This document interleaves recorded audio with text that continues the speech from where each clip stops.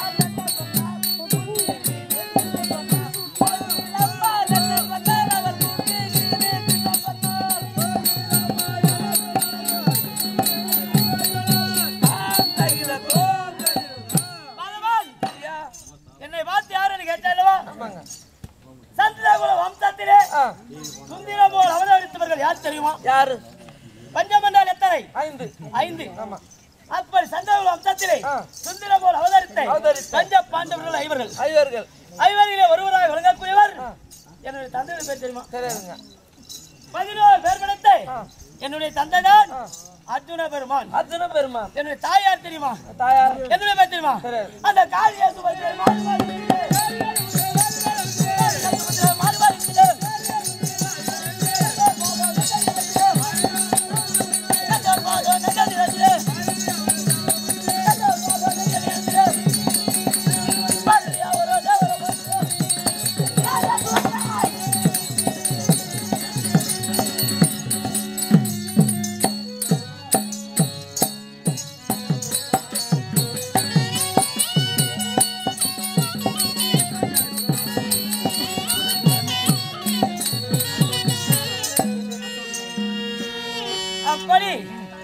என்னுடைய தந்தையோ 11 பேர் படித்த அர்ஜுன பெருமான். என்னுடைய தாயார் யார் தெரியுமா?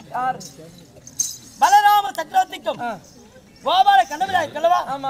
அவர் இருவருக்கு பின்னாடி மூன்றாவதாக பிறந்த என்னுடைய இளையன தெரியுமா? இளையன என்ன? இளைய என்றால் 100. அப்பேற்பட்ட 100 பேர் அழகு படித்த என்னுடைய மாதா சுபத்ரா தேவி. அப்ப சுபத்ரா தேவிக்கும் அர்ஜுன பெருமானுக்கும் மகனாக பிறந்து என்னோட பெயர் தெரியுமா? என்ன பெயர்? அபிமன்யு. அபிமன்யு. அபிமன்யு என்று சொல்வார்கள். அபிமன்யு என்று சொல்வார்கள். அப்படி பெயர் வைத்து நான் பெருமையா வாழ்ந்து வந்தாலும் நான் வரக்கூடிய நேரத்தில் என்னுடைய மகுடமணி எப்படி தெரியும்? அது பல வரலும் சொல்லிக்கிட்டுங்க. இந்த ஆர்வம் போல அழகாய் பூஜைகள்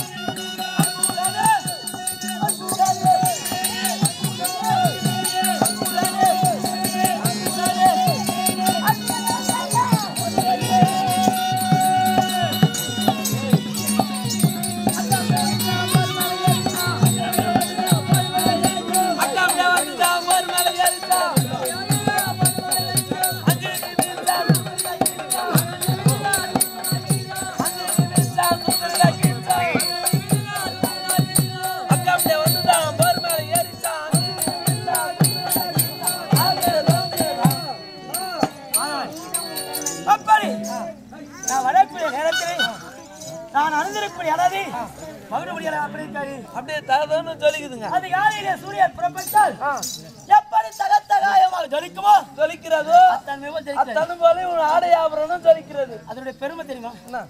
ஆடை ஆபரணம் என்று சொல்வதற்கு ஒரு மரியாதை, மகுடமுடி என்று சொல்லக்கூடிய ஒரு மரியாதை. மகுடமுடி என்றால் அதில் வைத்து இழைத்த இருப்பது எத்தனை தெரியுமா? எத்தனை? பச்சை, நவம் என்றால் எத்தனை? 9. பஞ்சம் என்றால் 5, நவம் என்றால் 9. அப்படி நவரத்தினம் சொல்லக்கூடிய 9 கற்கள் வைத்து இழைத்த இந்த மகுடமுடி எல்லாம் எப்படி ஜொலிக்கிறது? சொல்லிடுங்க. அது ஏன் அப்படி? என்னுடைய யாருடைய காரணம்? என்னுடைய மாமா இருக்கிறார் கண்ணபிரான். அவருடைய அனுக்கிரகத்தினாலே இவ்வளவு பெருமையா இருக்கிறது எனக்கு பெருமையா இருக்குது. இல்ல அப்ப நான் பெருமையா வாழ்ந்து வந்தாலும் இப்பொழுது ஏன் வந்தேன், எதற்காக வந்தேன் என்று உனக்கு புரியாது. ஆமா ஆமா ஆத்தரிக்கிறேன். பார்க்கலாம்.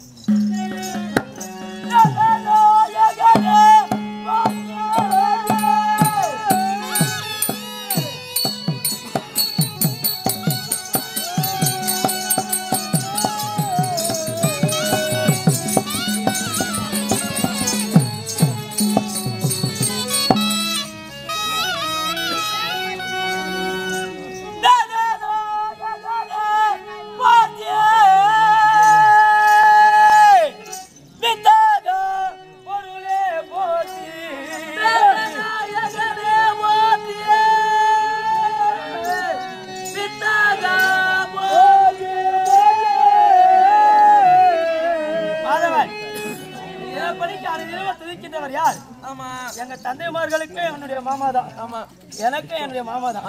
அவர் எந்த குலத்தில பிறந்தவர், எந்த குலம், எந்த நிலைமையில வந்தவர் என்று அதுக்காக தான் அண்ணவரே திருத்தி கொண்டு வருகிறார்.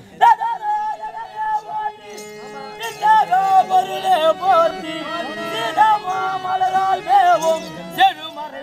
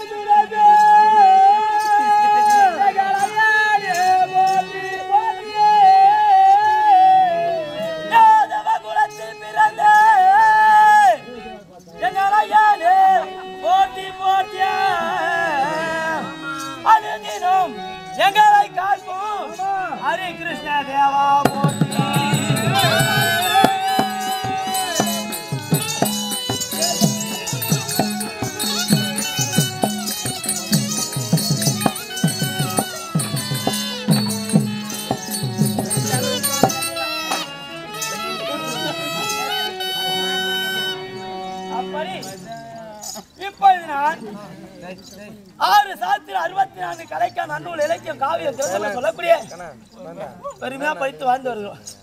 சின்ன பிள்ளைங்க அவங்களும் அந்த மாதிரி சின்ன பிள்ளைங்க தானே. ஒவ்வொரு வயசு இருக்கு, ஒவ்வொரு நேரம் ஒரு நேரத்துக்கு ஒரு வயசுக்கு தகுந்த மாதிரி பெரிய கோச்சு கூட இருக்கட்டும். சின்ன வயசு இப்போ நான் அறியாத எப்படி இது அது மாதிரி அவர் என்ன மாதிரி சின்ன வயசு அப்படிதான் இருப்பாங்க. சரிங்க. அதுக்கு உண்டான நேரமான வயசு வந்து அந்த வயசு அந்த மாதிரி நடந்துக்குவாங்க. இப்போ அப்படிதான் இருப்பாங்க. கொஞ்ச நேரம் இருக்கட்டும். இதனால் நேரத்தோட இன்னைக்கு கொஞ்சம் அப்படி சும்மா தூங்கி வச்சாலும் அமைதியாக இது பாடுறதுக்கு இல்லை நம்பர் அப்புறம் பாடலாம். ஆனால் அப்படியே இருந்தாலும் நம்ம ஊதாப்பில் நம்ம பாட முடியுமா? முடியாதுங்க. அவங்க தூங்குறாங்களோ மூசிங்களாங்களோ அவங்களுடைய கடமை. ஆமாம், நம்முடைய கடமை. அவர்கள் பார்க்கவில்லை என்றாலும் அம்மா உட்காந்துங்கிற அவளுக்காக நம்ம பாடணும் ஆடணும். அவங்களுக்கு நம்ம கிடையாது. ஆனால் மாமாவை திருத்தி விட்டோம். ஆனால் உன்னுடைய முகக்குறிப்பை பார்த்தால் எங்கேயிருந்து ஓடுவதை போல் தெரியாது. ஏதோ சொல்லலாம் என்று நினைக்கிறேன். ஆனால் தடுப்பு பெருமை பத்தி நான் கேட்டுங்க. அப்படியா? தந்தையார் முடிவு ஒத்துருவாங்க. என்னடா இது? என்னுடைய தந்தையாரவர் இது அழைத்திருக்கிறாரா? ஆமா. அதனுடைய காரணம் தெரியாது. அப்பா வேற தெரியும். கோட்டையை தலை தேர்னால் புறப்பட்டு பார்க்கலாம்.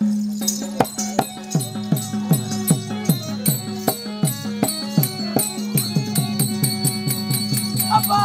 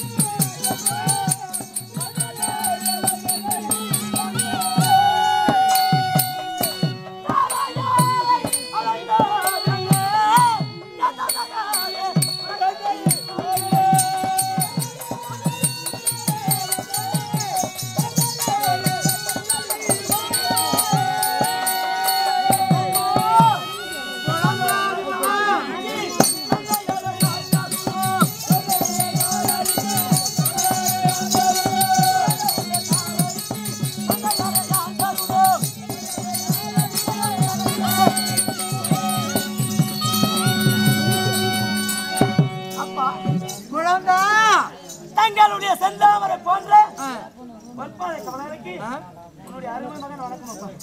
குழந்தை அபிமன்னா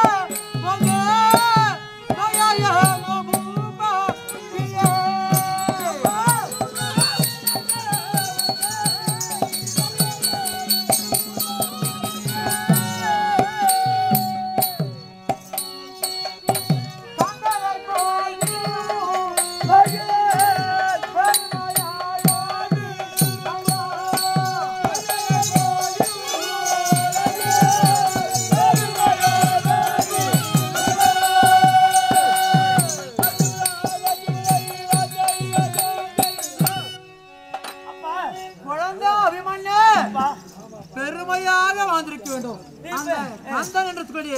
முருகா பெருமான் அவளை பற்றி பெருமையாக வாழ்ந்திருப்பார். அவருதான் ஒரு தெய்வம். உலகத்தில் எத்தனையோ தெய்வம் இருக்கிறது. அத்தனை தெய்வம் இருந்தாலும் நாம் தினப்படிக்கு துதிக்கக்கூடிய தெய்வம் என்ன தெய்வம்? யாரு நான்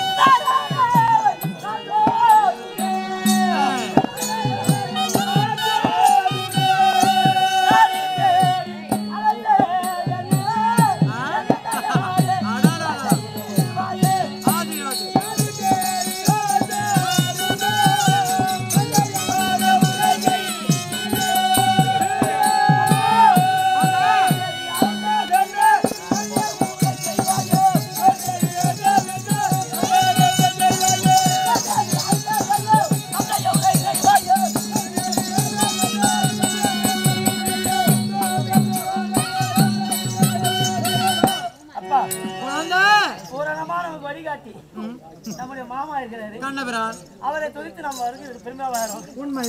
அப்ப இருக்க சமயத்திலே தற்போது கல்விச்சாலைக்கு சென்றிருந்த என்னை ஆமா காவலனை விடுத்து அது சீக்கிரம் அழைத்து காரணம் என்னப்பா இத்தனை நாளா இல்லாம இந்திய தினத்திலே கல்விச்சாலையில் சென்று கல்வியெல்லாம் வசித்து பிள்ளைகளோடு ஆடி பாடி இருக்கிற சிறிய வயசு இத்தனை நாள் அழைக்காத தாங்கள் இந்த என்னை அழைத்த உடனே என்னடா நம்ம தந்தை இத்தனை நாள் அழைக்க மாட்டாரு இன்னைக்கு அழைக்கிறார் என்றால் ஏதாவது ஒரு காரணம் இருக்கலாம். தந்தையானது பெருமையை நாட்டி ஆண்டு வருகிறார் என்றால் அது பிறகு மகன் ஆள வேண்டும். அதுதான் பெருமை. தந்தையை போல பிள்ளை இருக்கணும், தாயை போல இருக்க வேண்டும்னு சொல்லுவாங்க. ஆனால் உங்களுடைய எனக்கு நாள் வாழ்ந்து வந்தாலும் என்னை அழைத்த காரணம் என்ன? குழந்தை உன்னை அழைத்த காரணம் என்ன தெரியுமா?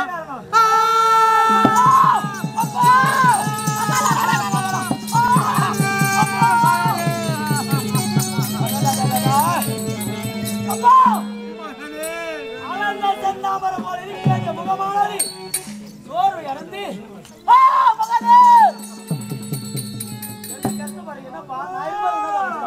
என்னென்று சொல்ல போறேன் என் மகனே.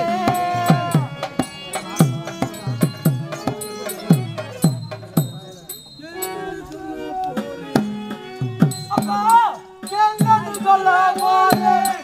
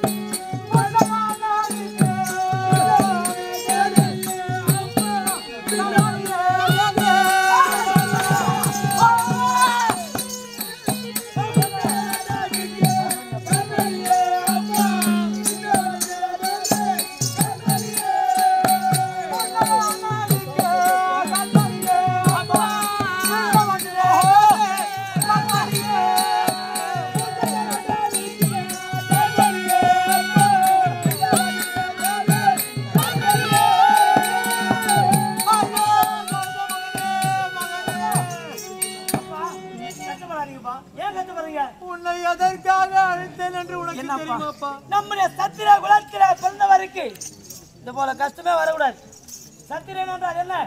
எதிரோகம் அளித்த உதிரோகம் அளித்தவர்கள். உண்மை. நமக்கு வந்து எதிரே வந்து வரக்கூடிய நேரத்தில் உதிரத்தை பார்த்தோட பயப்படப்படுறாங்க சத்திரிய. அப்பேற்பட்ட சத்திர குலத்தில் பிறந்த தாங்கள் உனக்கு கஷ்டமா? இருக்கும்பா. ஜான் பிள்ளையா இருந்தால் ஆண் பிள்ளைன்னு சொல்வார்கள்.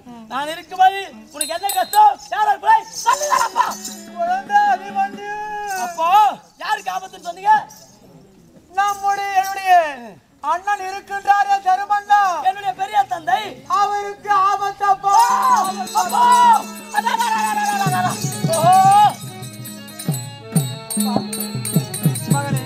என்னுடைய பெரிய தந்தை பெரிய பிதா தர்மபுத்திர மகாராணுக்கு ஆபத்தா? ஆமா.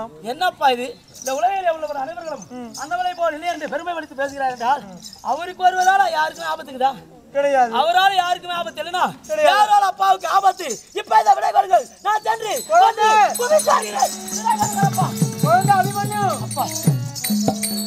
நமக்கும் துரியோதனுக்கும் விரோதம் அமோகமாக போர் நடந்து வருகிறது. எனக்கு தெரிஞ்ச விஷயம். நேற்று வரைக்கும் 12 நாட்களாக யுத்தம் நடந்து வருகிறது. அதிலே நேற்று பரியந்தம் 12 நாட்களாக 12 நாள் யுத்தத்திலே நமக்கே ஜெயம். நீ சொல்லிருக்கீங்க, நான் கேட்டிருக்கேன். பாண்டவருக்கு தோல்வி. ஆமா. ஆனால் நேற்றைய தினம் பாண்டவராகிய நமக்கு பகை என்று சொல்லக்கூடியவர்கள் இருந்தாலும் நமக்கு எப்போது பார்த்தாலும் வெற்றி தான். ஆனா அவங்க நினைக்கிறாங்க பாண்டவருக்கு தோல்வி தோல்வி அவங்க நினைப்பாங்க. ஆனா நமக்கு தோல்வியே கிடையாது. என்றென்று நமக்கு வெற்றி தான் கிடைக்கும், ஜெயம். ஆமாம்பா. அப்படி இருக்கின்ற சமயத்திலே துரோணாச்சாரியானவர் என்ன செய்தார்? நேற்றைய தினம் என்ன செய்தார்? அந்த பொழுதிலே நம்முடைய பெரிய தந்தை, என்னுடைய பெரிய தந்தை, என்னுடைய அண்ணன் தருமன் நாய்க்கல்லவா, அந்த தருமன் நாய் பேர் ரதகபத்திலே கட்டிக்கொண்டு துரியல் முன் விடுவதாக நேற்றைய தினம் விருது கூறியிருக்கிறார். இதுதான் உங்களுக்கு கஷ்டமா?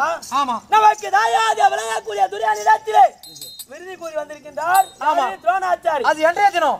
இன்று 13ஆம் நாள் யுத்தத்திலே 12ஆம் நாள் யுத்தத்திலே யுத்தம் முடிந்தவுடனே அந்திப்பகுதியிலே விருதி கூறி சென்றார் துரோணாச்சாரி. ஆமா. அந்த நாள் இந்த நாளாக இன்று 13ஆம் நாள் யுத்தம். 13ஆம் நாள் அவர் செய்த சபதம் வருவார்னு ஒரு கஷ்டம். ஆமா. அப்படி இருக்கின்ற சமயத்திலே கண்ணபிரான் அழைத்து அவரிடம் நான் கேட்க அவர் என்ன தெரிவித்தார்? நீங்கள் தமையந்தமிமா 4 பேர் அல்லவா? ஆமாம். உடைய அண்ணாவை பாடி குராலத்திலே உள்ளே அமர செய்து விட்டு பெரிய தந்தைய பாடி குராலத்தில் அமர செய்து விட்டு 4 திசையிலும் நீங்கள் 4 பேரும் காவலாக இருக்க வேண்டும் அப்படின்னு மாமா சொன்னாரா? சொன்னார். சரி. அப்படி 3 திசையாக 3 பேர் காவல் இருக்கிறார். ஆமா. 4வது திசையில் நீ நிக்கிற. நானும் மைத்ரனும் நின்று இருந்தோம். அப்ப நிக்கும்போது நிற்கின்ற சமயத்திலே ஒரு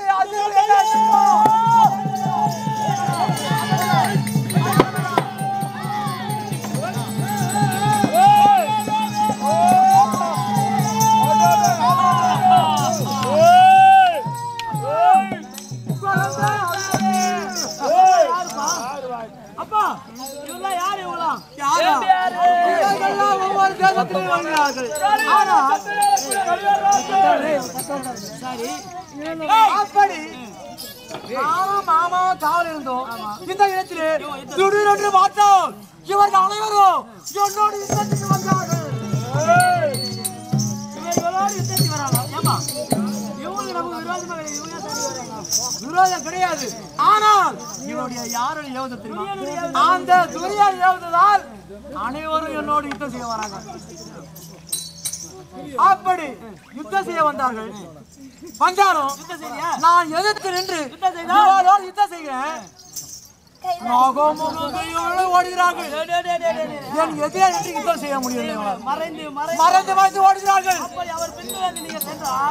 அவரோடு யுத்தம் செய்ய என்று இவர் பின் தொடர்ந்து கொண்டே நான் ஓடி சென்று அவரோடு யுத்தம் செய்தார். இந்த இடம் காலியாக இருந்தார். அந்த நேரத்திலே துரோணாச்சாரியார் வந்து உள்ளே புகுந்து உன்னுடைய தமையனை அவர் தேர் ரதகபத்தை கட்டி கொண்டு போறார். அப்பதான் எனக்கு புரியுது. நீ எதற்காக அழைத்த காரணம் எனக்கு இப்பதான் புரியுது. மக்கள் காவல் இருக்கும் போது நீங்க அங்கேயே இருந்தா ஒன்று செய்ய முடியாது. உண்மை. இவர்களோடு யுத்தம் செய்து புறப்பட்டு விட்டார். அப்படி யுத்தம் செய்ய புறப்பட்டால் அந்த நேரத்தில் இடம் காலியாக இருக்கிறது. துரோணர் வந்து நம்முடைய பெரிய தந்தை அப்படி என்று மைத்ரன் அருகம் வந்தாரவா அவரை கேட்க அவர் என்ன தெரிவித்தார்? நாம் இருவருமே சென்று யுத்தம் செய்யலாம். ஆனா இந்த இடம் காலியா இருக்கிறவா? அதனாலே உன்னை குறித்து உடைய மகன் அபிமன் இருக்காளவா அவரை அழைத்து இந்த இடத்திலே காவலாக வைத்து விட்டு நாம் யுத்தம் செய்ய போறோம். மாமா கட்டதா சொல்லிருக்காரு. சரி, நீ வருத்தப்பட வேண்டாம் என்று செய்வா. இவர்களோடு நீ யுத்தத்துக்கு போக வேண்டாம். நீங்க இங்கே இருங்க. நான் சென்று அந்த கலிங்கத்தோர் பஞ்சாயத்தோர் யுத்தம் செய்து அவரை கொன்று குவித்து வருகிறப்பா. குழந்தை அபிமன்யா அப்பா நீயோ அறியா குழந்தை. உனக்கு ஏதாவது ஆபத்து வந்தா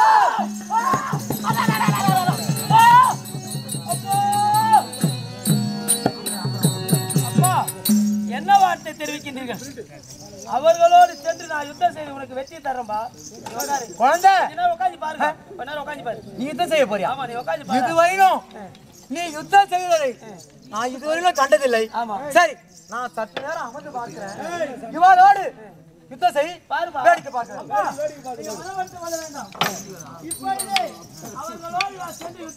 அப்படியா? அவரை வெற்றி வெற்றி வருகிறேனா? சரி, நான் பார்க்கிறேன். சரி, பார்க்கிறேன். அந்த கலிங்கத்தாரு சந்தித்தாரு. என்னுடைய தந்தையோடு யுத்தம் செய்தீர்களா? உங்களுக்கு வேற இருந்தா எவ்வளவு தூரம் வாருங்களோ ஓடுங்களா பாக்கலாம்.